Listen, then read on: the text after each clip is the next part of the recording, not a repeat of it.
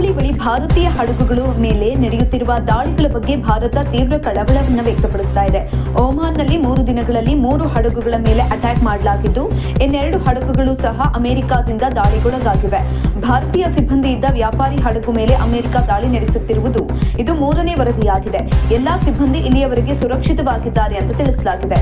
Guinea ಬಿಸ್ಸೌ ಧ್ವಜ ಹೊಂದಿರುವ tanker ಜಲ್ವೀರಾ ಹಡಗನ್ನು ಗುರುತಿಸಲಾಗಿದೆ. ಜೂನ್ 8ನೇ ತಾರೀಕಿನಂದು ಮೊದಲ ಬಾರಿಗೆ ಎಂಟಿ ಮಾರಿವೆಕ್ಸ್ ಹಡಗಿನಲ್ಲಿ ಬೆಂಕಿ ಕಾಣಿಸಿಕೊಂಡಿತ್ತು. ಹಡಗಿನಲ್ಲಿದ್ದಂತಹ ಎಲ್ಲ 24 ಭಾರತೀಯ ಸಿಬ್ಬಂದಿ ಸುರಕ್ಷಿತವಾಗಿದ್ದಾರೆ ಅಂತ ವರದಿಯಾಗಿದೆ.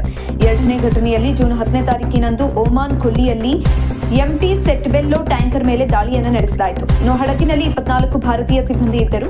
21 ಜನರನ್ನ ರಕ್ಷಿಸಲಾಗಿದೆ. ಕಾಣೆಯಾಗಿದ್ದಂತಹ 3 ಭಾರತೀಯ ನಾವಿಕರು ಸಾವನ್ನಪ್ಪಿದ್ದಾರೆ ಅಂತ ಕೇಂದ್ರ ಹಡಗು ಸಚಿವ ಸರ್ಬಾನಂದ್ ಸೋನೋವಾಲ್ ತಿಳಿಸಿದ್ದಾರೆ.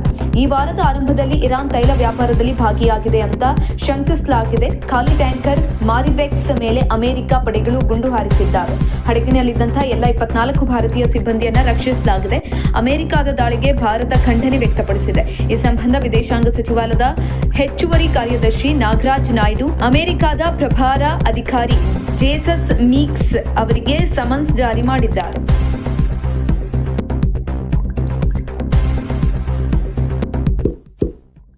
ಇಂತಹ ಇನ್ನಷ್ಟು ವಿಡಿಯೋಗಳಿಗಾಗಿ ಲೈಕ್ ಮಾಡಿ, ಫಾಲೋ ಮಾಡಿ, ಶೇರ್ ಮಾಡಿ.